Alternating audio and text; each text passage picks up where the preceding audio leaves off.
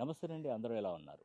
ఈరోజు ఛత్తీస్గఢ్ రాష్ట్రంలో ఉన్నటువంటి దంతెవాడ జిల్లాలో దంతేశ్వరి అమ్మవారిని నేను దర్శించుకోవడానికి వచ్చాను. ఇది 52 శక్తిపీఠాలలో ఈ యొక్క శక్తిపీఠంగా చెప్పుకోవచ్చు. ఇక్కడ సతీదేవి మరి ఈ దక్షుడి కోపానికి, అంటే దక్షుడి అవమానం చేసిందని చెప్పేసి సతీదేవి హోమగుండంలో ఆత్మాహుతి చేసుకుంటుంది.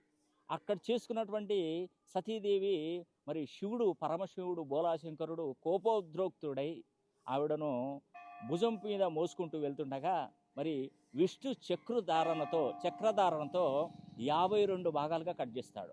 అక్కడ కట్ చేస్తున్నటువంటి పంటి భాగమే ఈ యొక్క దంతేశ్వరి అమ్మవారు. కాబట్టి ఇక్కడ అమ్మవారికి ప్రత్యేకత ఏంటంటే, ఇతరుల గురించి ఎవరైతే కోరికలు కోరుకుంటారో అది ప్రత్యేకంగా తప్పకుండా మంచి అమ్మవారు తక్షణమే తీరుస్తారని ఇక్కడ ఈ పురాణం, శాస్త్ర పురాణం.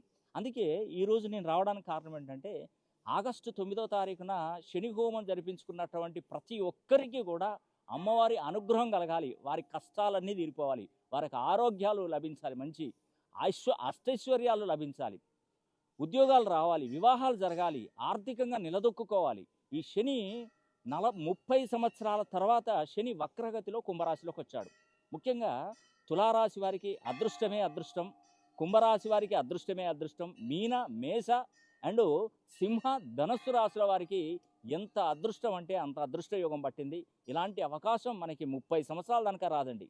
కాబట్టి తక్షణమే మీరు శని భగవాని అనుగ్రహానికి, ఎందుకంటే శని భగవానుడు అతని దృష్టి మీద పడితే అందరు తప్పించుకుంటూ ఉంటారు. ఎందుకంటే దేవతలకే అది చాలా ఇబ్బందిగా మారింది. కొందరు పరమశివుడే బురదలో దాక్కున్నాడంట, వెంకటేశ్వర స్వామి దొండకాయలో దాక్కున్నాడట శని దృష్టితో.